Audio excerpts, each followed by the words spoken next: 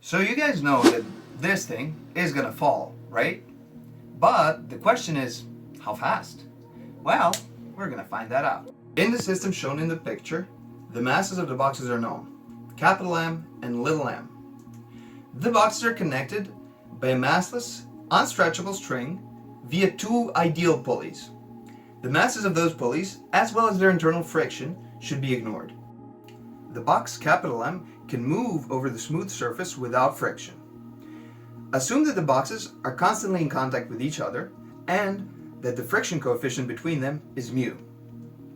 Now, if the system is starting from rest, determine the acceleration of the box capital M with respect to the surface. So let's denote the gravitational force as Fg. Let's denote the force of friction as Fr. And let us denote the tensile force as capital T. The friction force is equal to mu times the mass of the little m times the acceleration a. Because if we move the frame of reference, it is as if we are looking at a gravitational acceleration of magnitude a and a mass of m just being on top of this big box capital M. So let's assume that at some time t, the acceleration of the big box is equal to some a. Question: is this a constant? Well, since the only force acting upon the big box is the tensile force, this is the same as asking if the tensile force changes with time. According to Newton's second law, the tensile force is equal to the gravitational force acting upon the little box minus the force of friction minus the mass of the little box times its downward acceleration. Well, if we put all of these equations here, and just a brief pause, this is important.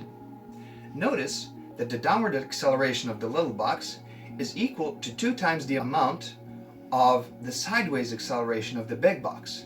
This is because of how our contraption is constructed.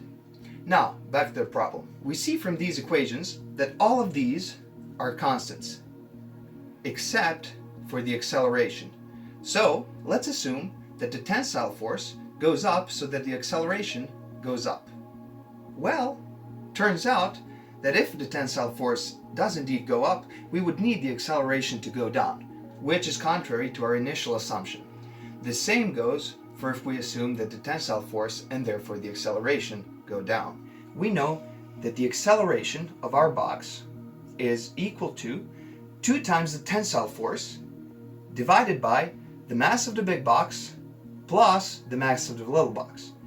Do not forget to include the mass of the little box, because it is also moving along with the big box to the right. That is simply because if it didn't, it would just kind of pass through. So when we expand this expression and then rearrange, we can finally get to our expression for the acceleration of the big box. A question for you at home. If the small box started at a height of h above the ground, what is the final velocity that it achieves? Put your solutions in the comments. If you want to download this animation for free, click on the GitHub link in the video description. Also, consider supporting this channel. Also, here's some Python code that solves this problem in like 5 lines. You can also find that at the same GitHub link.